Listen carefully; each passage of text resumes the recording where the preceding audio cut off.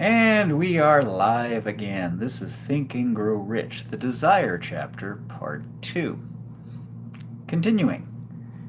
The morning after the Great Chicago Fire, a group of merchants stood on State Street looking at the smoking remains of what had been their stores. They went into a conference to decide if they would try to rebuild or leave Chicago and start over in a more promising section of the country. They reached a decision, all except one, to leave Chicago. Now, who might that one have been? The merchant who decided to stay and rebuild pointed a finger at the remains of his store. And guess what he said? He said, "Gentlemen, on that very spot, I will build the world's greatest store, no matter how many times it may burn down." That was more than 50 years ago at the time of this writing. The store was built. It stands there today, a towering monument to the power of that state of mind known as a burning desire. The easy thing for Marshall Field to have done, and Marshall Field stores were huge once upon a time, certainly when this book was written, the easy thing for Marshall Field to have done would have been exactly what his fellow merchants did, to cut tail and run. Now why did they do it, and why did he stay? We're going to continue to read and find out. When the going was hard and the future looked dismal, they pulled up and went where the going seemed easier. Mark well this difference between Marshall Field and the other merchants, because it's the same difference which distinguishes Edwin C. Barnes from thousands of other young men who have worked in the Edison organization. It's the same difference which distinguishes practically all who succeed from all of those who fail. Every human being who reaches the age of understanding of the purpose of money wishes for it. Wishing will not bring riches.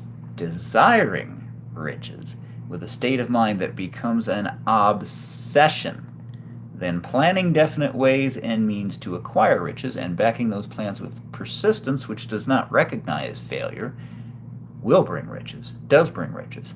The method by which desire for riches can be transmuted. What does transmute mean? It means to take something and change it into something else. Take a substance and transform it into a completely different thing.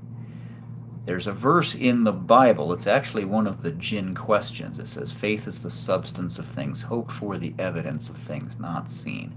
What that verse really says in the Greek, to bring the meaning into English where it will hit home, is that faith takes that which was only hope and transforms it into substance. And faith takes that which was not seen before faith went into action and works it out to be seen in this seen physical realm of reality. That's what that verse is saying, and that's what this is saying. The method by which desire for riches is transmuted into its financial equivalent consists of 6 definite practical steps. They are, number 1, first, fix in your mind the exact amount of money you desire. It's not sufficient merely to say, "I want plenty of money." Be definite as to the amount. There is a psychological reason for definiteness, which will be described in a subsequent chapter. Now, those of us who have gone through the Jinn training know there actually is another way to be definite besides the exact amount of money, and that is to be as precise and definite about exactly how you want to feel about having the money. In either case, you have to be clear and you have to be definite.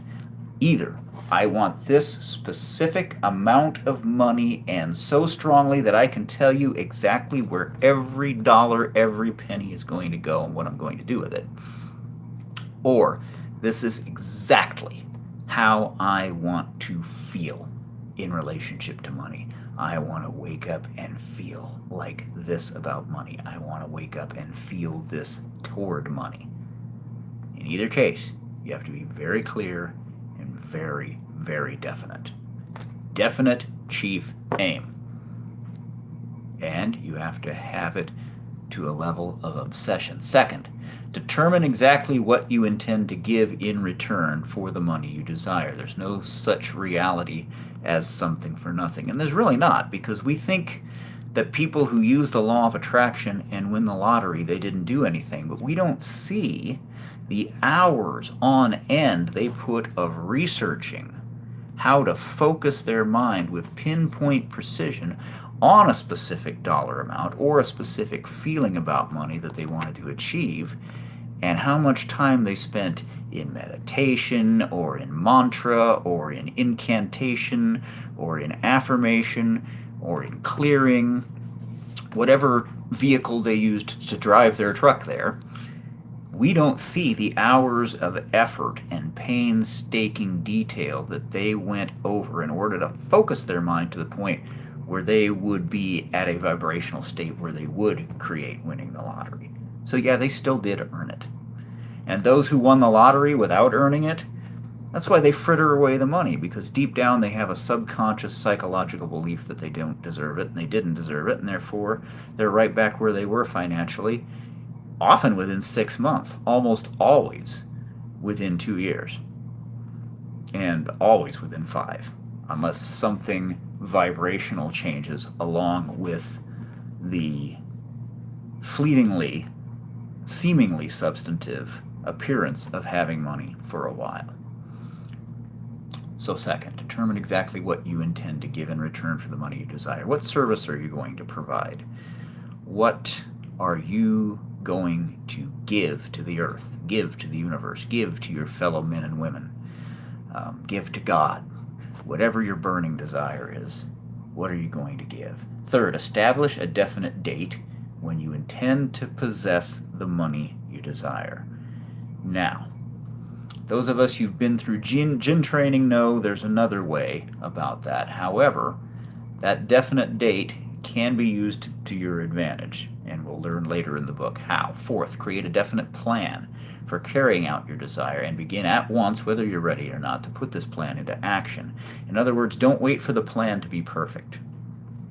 Don't wait for it. Do what General Patton said.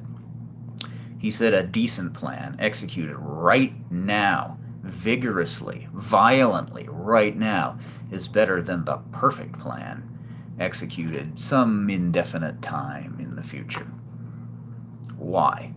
Because no matter how perfect the plan is, when you put it into action, stuff is going to show up which is not going to be exactly according to plan.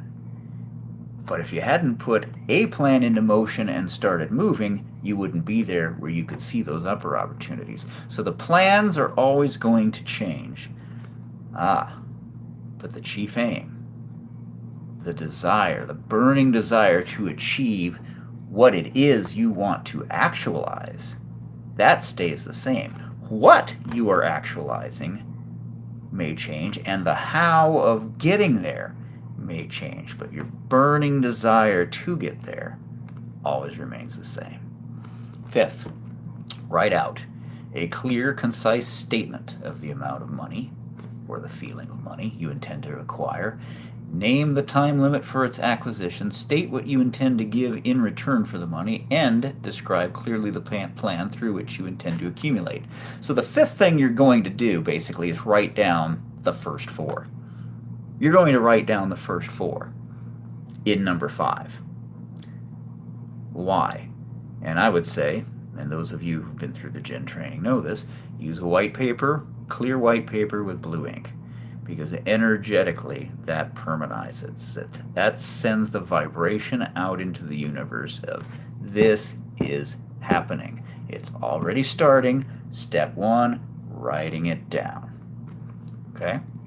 So do that. Sixth, read your written statement aloud twice daily, once just before retiring at night and once before arising in the morning. As you read, this is the important part, because you can read and read and read and read and read and you won't accomplish jack.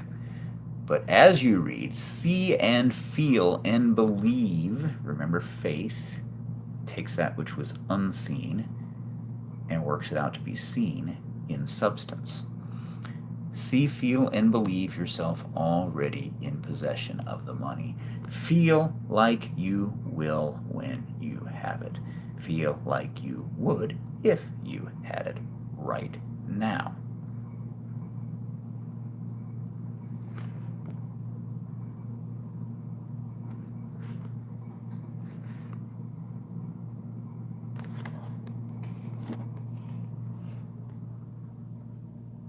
Now I gotta